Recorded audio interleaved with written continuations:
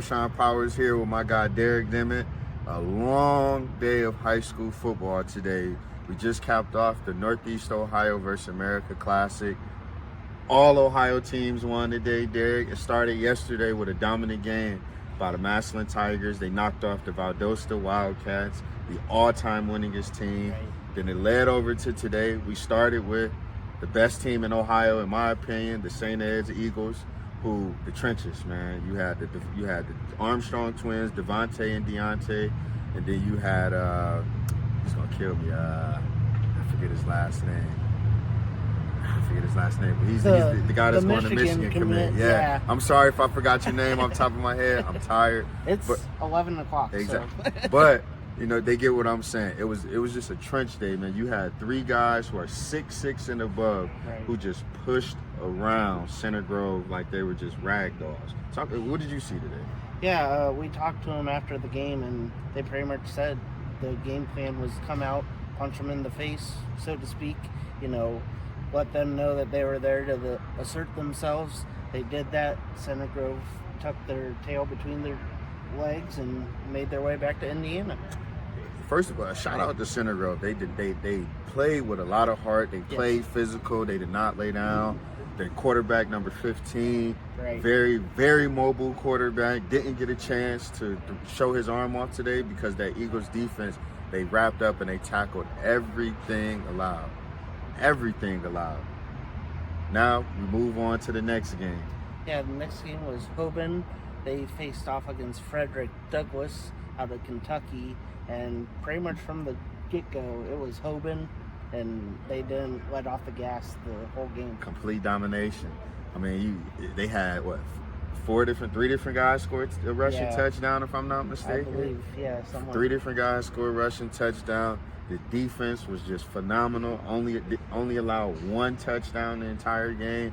You know, that it just shows that, you know, Northeast Ohio football, we had a lot of players say, a lot of Glenville players said it, you know, because we don't be watched, because you don't get the chance to see us on TV a lot, most people don't really understand how good football is here.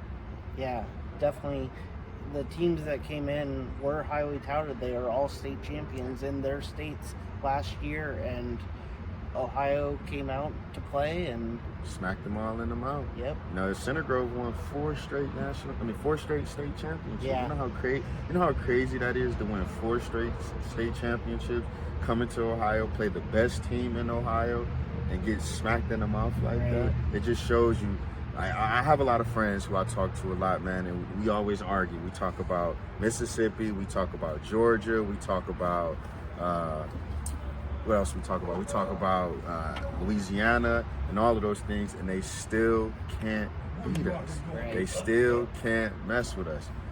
The last game, the Glenville Tarblooders put boots to butts. They did not allow them boys to stand a chance. It started off a little shaky, a little early. They jumped out to Dinwiddie jumped out to a 7-0 lead. It looked promising for a second for Dinwiddie. But I don't know what Coach Ginn and his staff said to those boys. The boys turned up. Yes, first play of the second quarter, Deshaunte Jones took it 51 yards to bring the Tarblooders back to even, and then the next 3 times he touched the ball, rushing, he took it to the house. 4 touchdowns, all in the second quarter.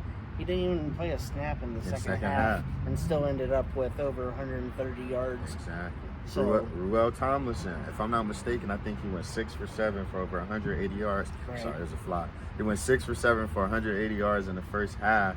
Also didn't play much in the second half. I think he probably played a few series in the second half, but really didn't, you know, play. I saw him walking around, him, Demarion, Bryce, all of their star players walking around, you know, kind of just relaxing that second half because they built a league so large.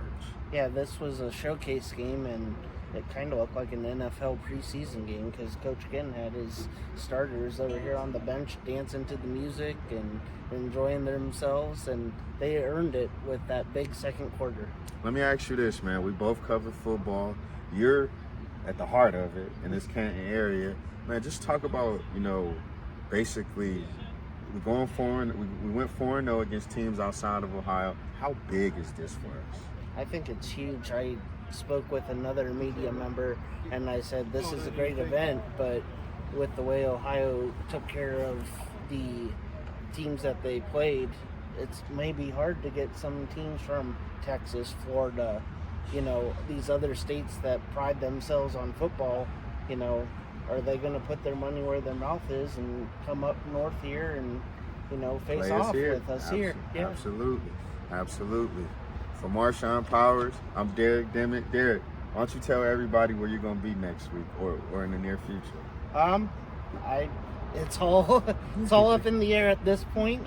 But we will have all the coverage on Believeland Media on all of your social medias. On YouTube, be sure to subscribe to us. And my Twitter is Derek_Dimit, and for Marshawn, SirSean90. Next week, it'll be a triple header for me. Friday, I'm at Maple Heights at Brecksville, Broadview Heights. Saturday, Cleveland Heights hosts the out-of-town opponent from New Jersey. I think their name is Paradis. Sunday is the big game that I'm trying to get my guy Derek to come.